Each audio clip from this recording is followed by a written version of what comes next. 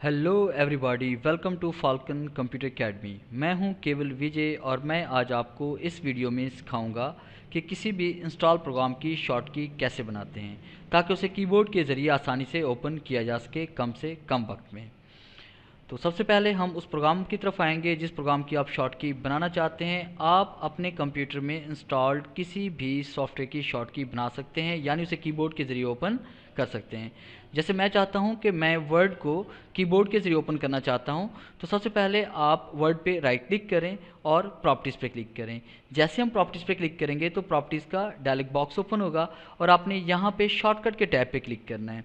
फिर इसके बाद शॉर्टकट के बॉक्स में आपने क्लिक करें। क्लिक करने के बाद आपने F1 से लेकर F12 के दरमियान कोई भी की आप प्रेस करें जिस की का यूज़ करके आप अपने प्रोग्राम को ओपन करना चाहते हैं, या फिर कंट्रोल और आर्ट के साथ A to Z के दरमियान कोई भी की आप सेलेक्ट कर सकते हैं।